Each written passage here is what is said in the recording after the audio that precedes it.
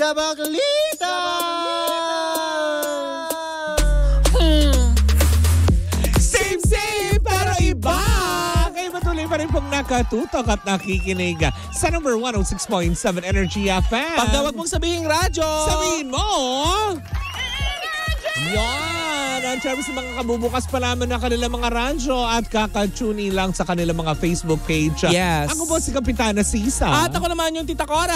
At kami pa rin ang Baklitas! Woo! Woo! Woo! Oy, samasakto in fairness. Correct. Alam mo, Mare, kahit na nakaupo na lang ako sa bahay, Oh. pinapractice ko talaga. Woo! Woo! Woo! Oo.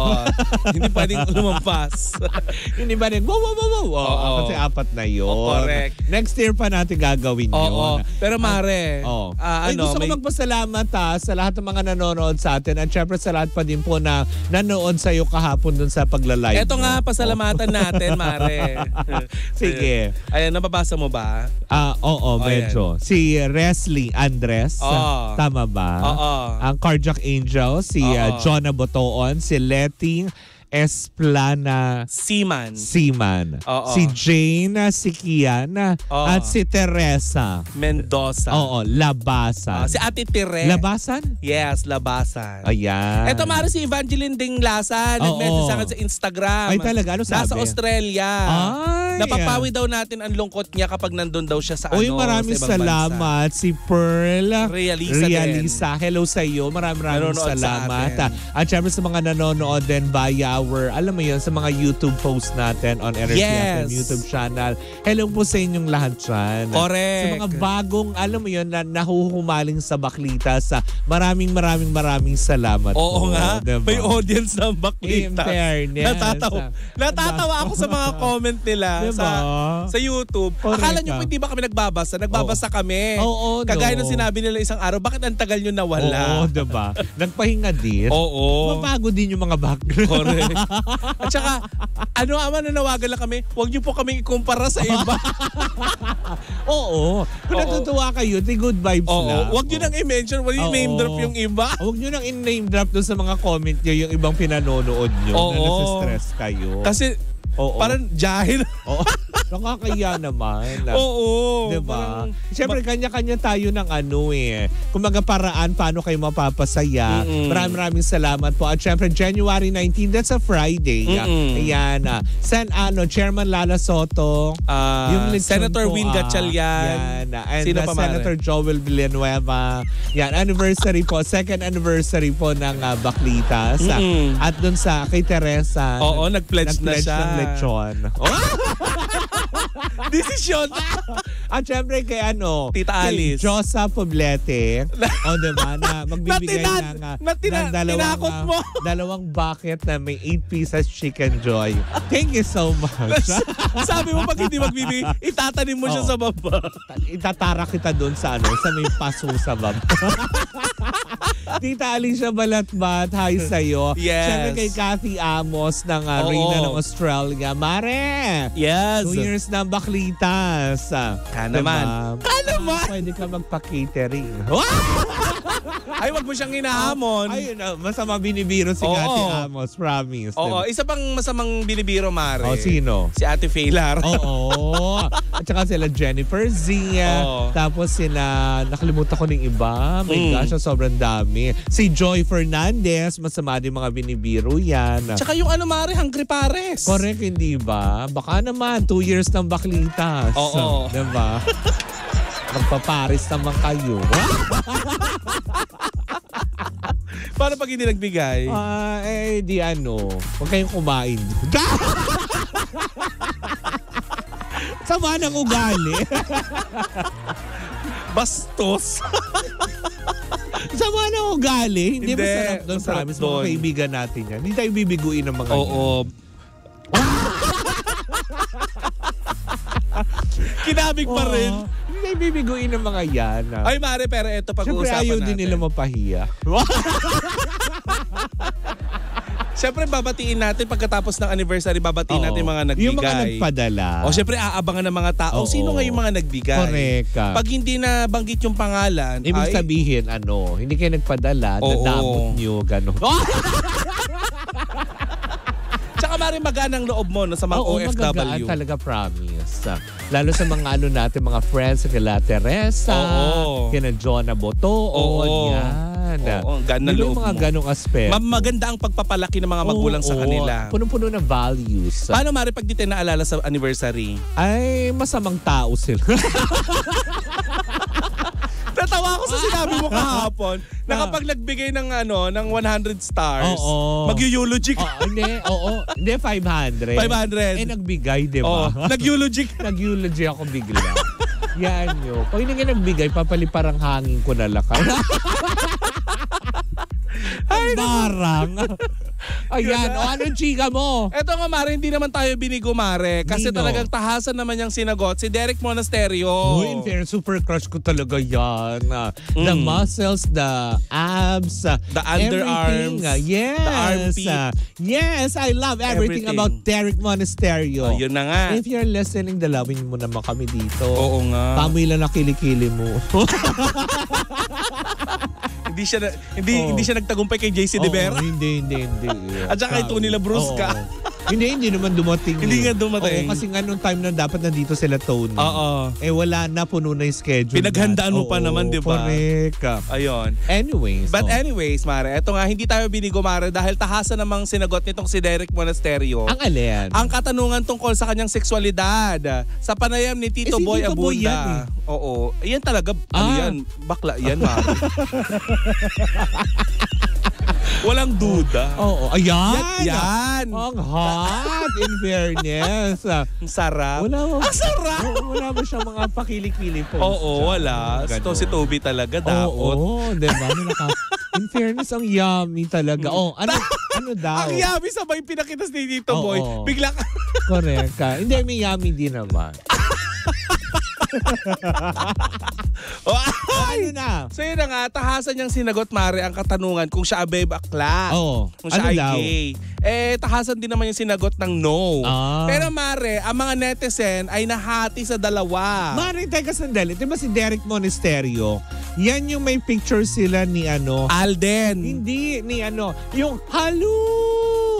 Sino yun? Si Miss Universe. Yes! Diba? May picture sila nakakasama nila. Na nalilink sila. Dati. Diba na-issue yun? Ano pa pangalan nun? Si Kong Chararat. An Radyo nga oklo. An Radyo Babi blok.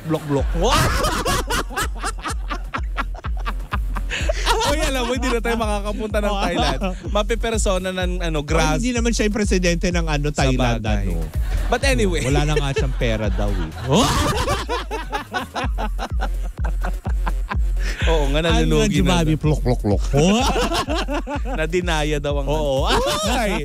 So yun na nga Mare. Sinagot na nga ni Derek Monasterio ang matagal ng pinag-uusapan na sexualidad niya kung siya daw ba talaga ay bakla. Ang sabi naman niya ay no. Ang alam ko Mare talaga, 'di ba? Hindi naman never naman na question yung kanyang sexualidad. Pero yung issue, alam ko na naririnig ko lang na wala namang kumpirmasyon. Na parang nabubuking siya ng mga bading. Ay Mare, ang daming issue. Diba? Narinig ko nung nakaraan may mga, kasi Mare, ito dinadaan mo na sa blind item. Pero dahil nahuhulaan, totoo minsan, kaya yun? Mare, sinagot naman na niya. Di na ako magbabase sa sinabi niyang no. Diba? May mga nababalita dati na nalilink siya kay Alden Richard. Na kesyo daw pinatigil daw ng GMA7 yung kanilang relasyon dahil nakahalata na daw. Pero Mare, wala naman napapatunayan. May mga sinasabing ganyan. Talaga ba? Pero eto mga walang kumpirmasyon ng mga ganyang mga balita. Puro fake news. Diba yan yung sinasabi ni Alden? Bahala kayo sa trip news. At sa wakas Mare, ay tahasan na ng sinagot ni Derek Monasterio na hindi nga daw siya Becky. So, tagumpay ang mga bakla. Diba? Hindi na tayo magkakalasunan. Isa lang siyang agila. Ay, nadadagiting ka. So yan na nga Mare. Kasama nga niya yung jowa niya na si Elle. Elle Villanueva. Hindi ko rin masyadong kilala. Artista ba yun? Oo. Ng Ng GMA. Talaga? Oo. Hindi ako makakapuso. Sorry Oo. Ayan. Meron nga silang pinopromote na bagong show sa GMA. Kaya nga sila na-interview ni Tito Boy. Ang kwento pa nga nito si Elle Mare. Nung girlfriend niya kasi yon. Talaga? ba? Yes. Gano'n sila katagal? Hindi ko sigurado kung gano'n na sila katagal, pero napapabalita na sila dati pa. May mga issue pa nga nag-live-in na daw sila. At kahapon nga. Maganda? Maganda. Oh, talaga? Maganda si girl. Oo. Swerte naman niya kay Derek. Oo nga, no? Diba? O tapos? Anong Bakit parang tayo nalungkot? Oo nga. Anong project nila? Yung serye. May serye sila. Makiling ang title. Ay, in fairness. So, medyo pa-sexy. Oo. Tapos yung girl din naman, medyo pa-sexy. Mari ang kwento pa nga nung si Elle, nung jowa ni Derek Monasterio, may pagkakataon daw, dahil alam niya na napapabalitang bakla daw si Derek. So, sinabi daw niya dito sa pamilya niya na, Mami, huwag kayong mag-alala. Kasi yung nanay daw nito, yung pamilya nito, hindi, medyo conservative. So, syempre, ayaw nila na nakakasama ng lalaki, ganyan. Sinabi daw nito si Elle sa kanyang pamilya na bakla daw ito. Pero, sooner, di ba? Sinabi niya sa pamilya niya. Na huwag kayo Gelami. Na Becky Earls ang otoko, huwag kayo mag-alala. Tapos, eto na nga, sila na, di ba? So, napatunayan nga na hindi nga Becky. Na ultimo si Elle, pinagdudahan din niya ang sexualidad ni Derek nga dahil nga napapabalita dati. Pero naintindihan niya, Mare, na hindi naman Becky itong si Derek dahil nga sa paglago ng kanyang karera, napaligiran pala ito na napakaraming Becky. Aminin naman natin, Mare, sa showbiz, 80%. Hindi totoo naman talaga. Kaya nga, di ba sabi ko nga sa'yo kanina, hindi nababalitang bakla siya. Nababalita na mamakla daw siya.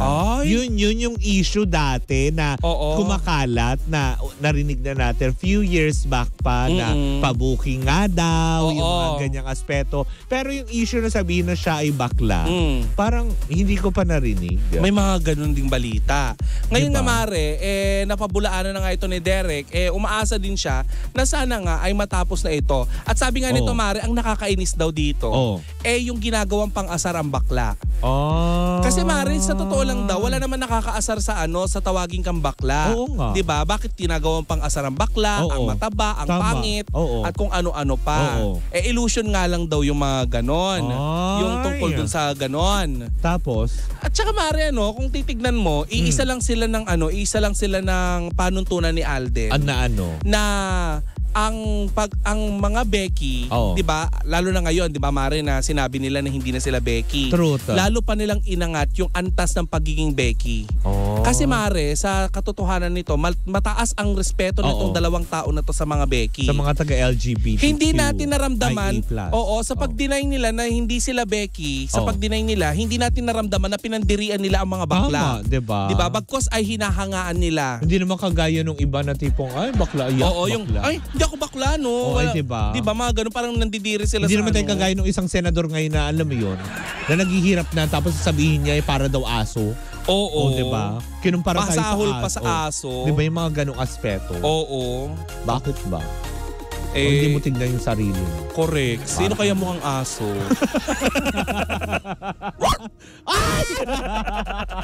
Hindi ka dog. Diba? But anyway, yun na nga, Mare. Sa ngayon, Mare, ay sana matapos na yung chapter ng pag-iisip natin ng tungkol sa kasarian nitong si Derek Monasterio. Ang dami kaya. Special episode ba to ng ng kabaklaan? Parang trivia. Tama, trivia, diba? Trivia ba ang tawag doon? Hindi. Tribute sa LGBTQ. Diba? Hindi man membro or hindi man kasapi sa hindi, komunidad natin. Marami nang talagang lalaki na sumusuporta at nagmamahal, nire-respeto ang mga LGBTQ. Correct. Diba? Unang-una na dyan yung mag-asawang Ding Dong and Marian. Sobrang taas ang respeto nila sa mga bading. Promise. Diba? Yung mga ganong aspeto. Kaya mamahalin mo yun talaga yung mga taong may respeto din sa kapwa nila tao. Tsaka, Mari, nakakalungkot minsan yung nagda-down pa sa kapwa LGBTQ, yung LGBTQ din. Yung mga Bex. Yung mga kasi diba, yung may mga insecure. Hindi naman natin kailangan ma-insecure sa isa't isa kasi lahat naman tayo special. At saka, Mari, nasabi ko kanina na nahati ang opinion ng iba't ibang tao. Lalo na mga netizen. Kasi may mga taong kumukontra sa pamamaraan ni Tito Boy ng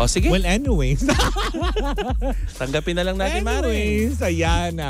Maraming salamat rin sa inyong pag-antabay. Muli po ako si Kapitana Sisa. At ako naman, tong si Tita Korang medyo natatakot. Bakit? Baka last episode. Dito pa rin ang Baklitas! Woo! Woo! Woo! Oy, diba? At tuloy-tuloy pa rin po ang ating tugtugan. Siyempre, dito po lamang yan sa number 106.7 Energy FM. Panggawag mo sabihin radyo. Sabihin mo!